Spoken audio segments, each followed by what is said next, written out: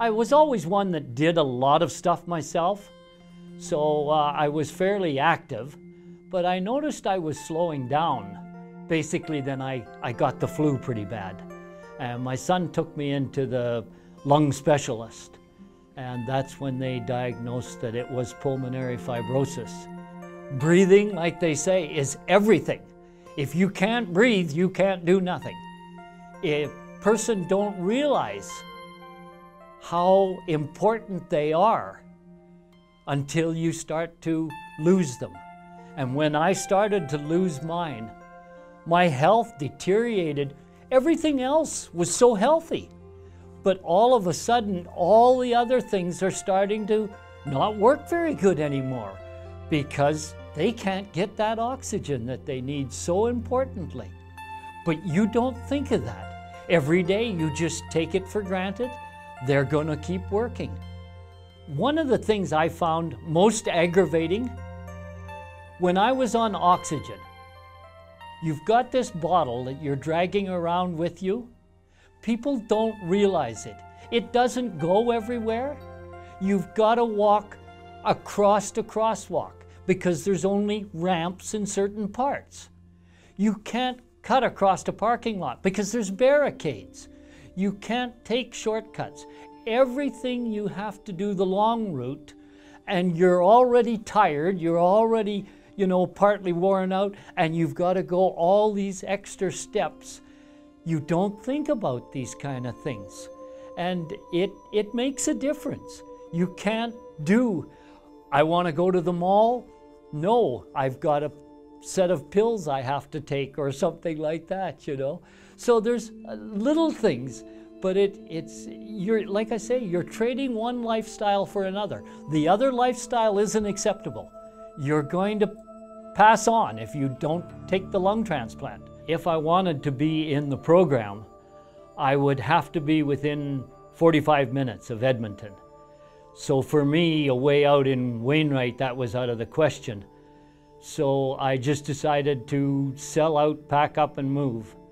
I'm by myself, and it was just easier to do. So I moved in here. Took about a year before I actually got in the program. But when you're in the program doesn't mean you're on the list. So it took a while before I got on the list and that, But I was very fortunate that I wasn't on the list very long. And I got a chance to get a transplant. Just absolutely caught me totally flat-footed. I was on my way into physio on a Wednesday, and they came to me and said, "Wayne, you better sit down. We've got some news for you." And it was that quick. It just was really a shock to my system. Something that I think a lot of people don't realize. You think you're going to, I'm going to get a new set of lungs and I'm going to be just like everybody else. No, you're not going to be like everybody else. You're still going to be a little bit different, The public needs to know more. Even if they have signed a donor card, they can still stop it, apparently. They won't take transplants if there is a problem with the family. So talk to your family. Get this worked out beforehand so that they know what your wishes are. They know that this is what you want to do. Lungs are just one. Heart, liver, kidneys, there's so many things that can be harvested and utilized that it is a shame to be wasting all of that. And you could be saving somebody else's life with just a simple little thing. It's so simple.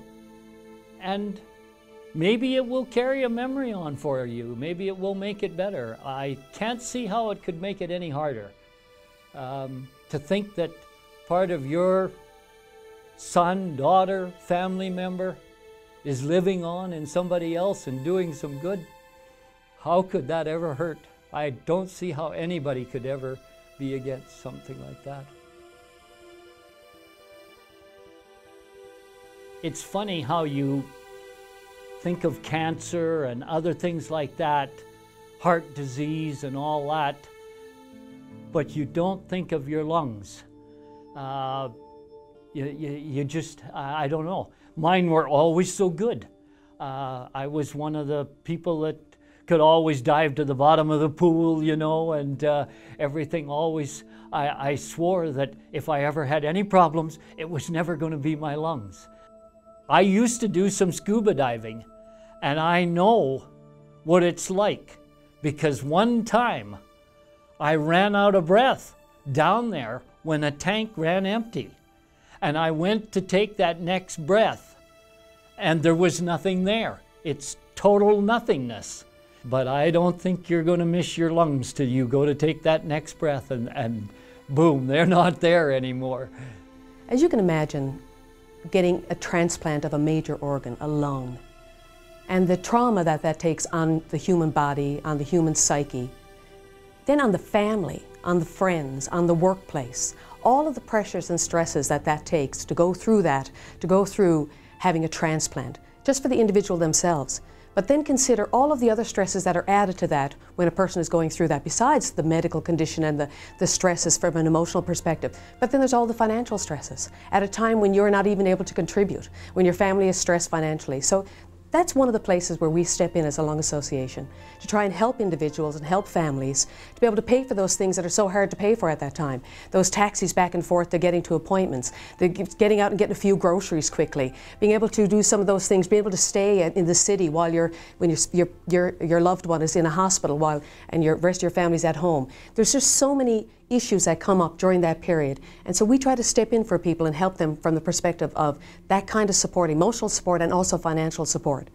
And we know how hard it is and how difficult it is for families to be separated and for them to find some time to be together and to be able to be secure in an environment when they're going through this. So one of the things the Lung Association hopes to be able to do is to build a home to allow individuals and families to be able to have some time together, for them to be able to stay in a place that's secure and safe for a period of time during the stressful time for their family.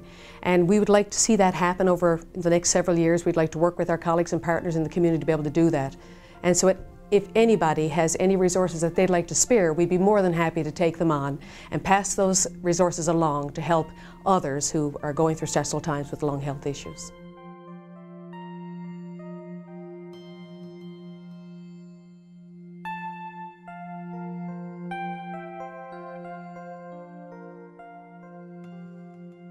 For more information on services provided by the Lung Association, Alberta and Northwest Territories, please visit our website at www.ab.lung.ca or call 1-888-566-5864.